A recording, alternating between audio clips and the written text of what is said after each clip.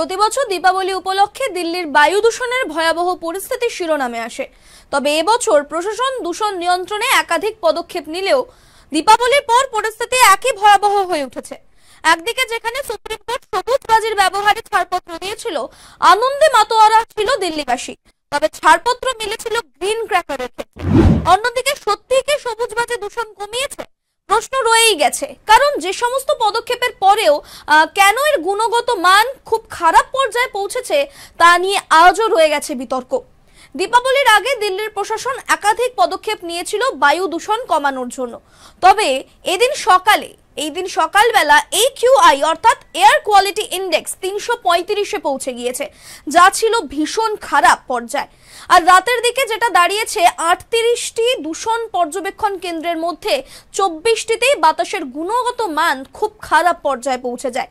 আর এমন পরিস্থিতিতে commission for air quality management অর্থাৎ CAQM GRAP2 কার্যকর করে। এই পরিকল্পনার আওতায় রাস্তায় জল ছিটানো, জেনারেটর ব্যবহার কমানো এবং নাগরিকদের গাড়ি ব্যবহার কমাতে পার্কিং ভাড়া পর্যন্ত বৃদ্ধি করা হয়েছে। এবছর সুপ্রিম কোর্ট সবুজ আতশবাজি পোড়ানোর অনুমতি দিলেও পরিবেশবিদরা প্রশ্ন তুলেছিলেন, সবুজ বাজি এতটা দূষণ কিভাবে সৃষ্টি করতে পারে।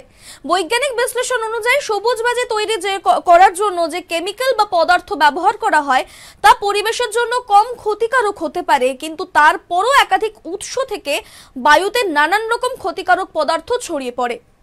এখন প্রশ্ন থেকে যাচ্ছে, এত পদক্ষেপের পরও কেন পরিস্থিতি অপরিবর্তিতই রয়ে গেছে?